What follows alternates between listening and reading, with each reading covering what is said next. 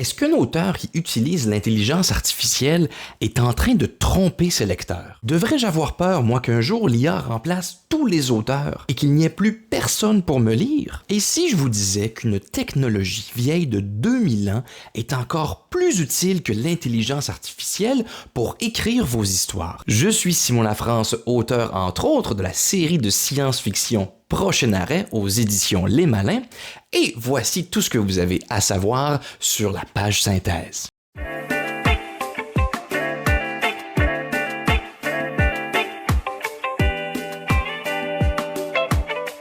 Évidemment, avant de commencer la vidéo, je me dois de vous mentionner, si vous appréciez le contenu, n'hésitez pas à aimer, à commenter, envoyez-moi promener si vous voulez, ça me fait plaisir.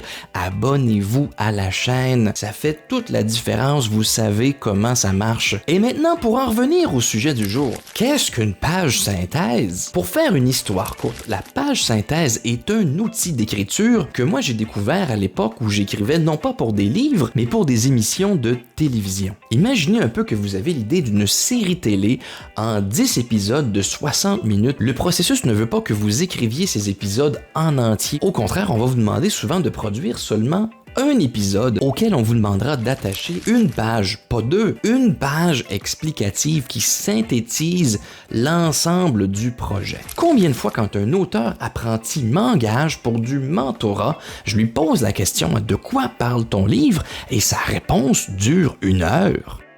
Et c'est à ce moment-là, au tome 3, après l'explosion de l'usine de sérum, que Anaëlle va tomber amoureuse de Rocalie, mais ce n'est pas de l'inceste parce qu'au tome 4, on découvre qu'en fait, ils ont été adoptés par... Prendre le temps de produire comme ça une page synthèse permet donc de mettre de l'ordre dans ses idées et d'aller identifier quel est le cœur, le noyau de votre projet. Laissez-moi vous parler des 2 fonctions de la page synthèse. Premièrement, bien, une fois que le livre est terminé, je l'ai dit tantôt, quand on envoie notre manuscrit à une maison d'édition, mettez-vous à sa place 2 secondes. Bon an, mal an, les éditeurs reçoivent des centaines, parfois des milliers de manuscrits à tous les ans. Pensez-vous qu'ils les lisent tous? Non! Si j'ouvre un document et que la présentation de l'auteur et de son histoire est aussi longue que le manuscrit derrière, j'ai pas envie de lire les 2. Il faut rapidement être capable de convaincre ces gens-là que les 200, 300, 500 pages qui suivent sont absolument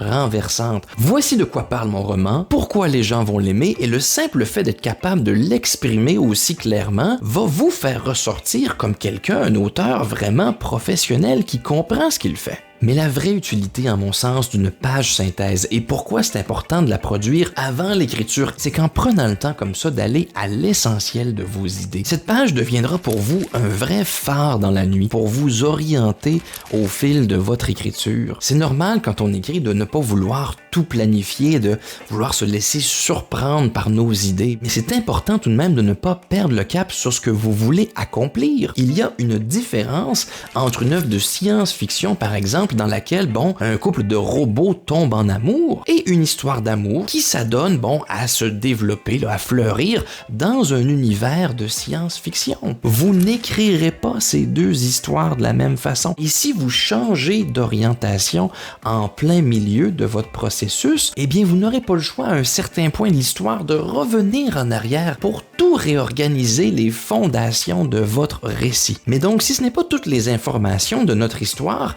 qui a sa place sur une page synthèse, quelles sont celles à prioriser? Chaque projet étant unique, eh bien chaque page synthèse le sera aussi. Mais s'il y a un point commun entre toutes les pages synthèses que j'ai composées, c'est qu'elles commencent toutes par une fiche technique. Ce que j'entends par là est de réserver peut-être une première section sur votre page synthèse qui, sous forme de tableau même, pourrait couvrir toutes les informations très plates, très techniques pour permettre à un lecteur de rapidement comprendre quel est l'objet qu'il y a devant lui. Par exemple, je trouve toujours pertinent de mentionner si l'histoire appartient à un genre en particulier, s'il s'agit d'une histoire indépendante ou si vous prévoyez plusieurs suites. Avez-vous une idée aussi du volume, du nombre de mots qu'aura votre histoire en bout de ligne? ligne. Ça peut d'ailleurs avoir une grande incidence sur le lectorat ciblé pour votre récit. Est-ce pour les jeunes, les enfants, les adultes? Après une fiche technique comme celle-là, vous pourriez bien sûr consacrer une section entière, pourquoi pas, au personnage de votre histoire ou à l'intrigue si celle-ci est vraiment rocambolesque, là, puis originale, et c'est ça le point de vente, le point d'intérêt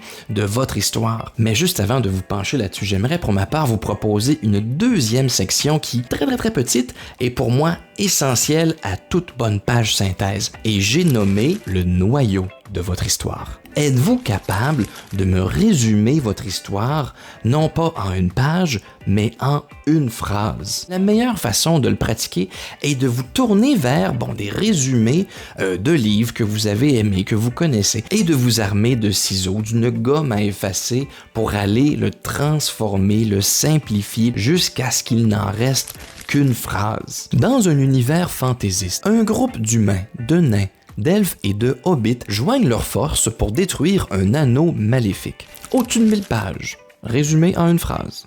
Et si pour votre projet, vous jugez que c'est pas si important de vous étendre sur le genre ou sur l'intrigue, par exemple, parce que ce n'est pas vraiment la qualité première de votre écriture, eh bien c'est simple, on ne le mentionne pas et on se concentre sur l'essence de votre projet. C'est tout pour moi, j'espère que cette vidéo vous permettra de mettre un peu d'ordre dans vos idées et de commencer la rédaction de votre manuscrit du bon pied. Aimez, commentez, allez en paix et on se retrouve bientôt pour un prochain truc d'auteur.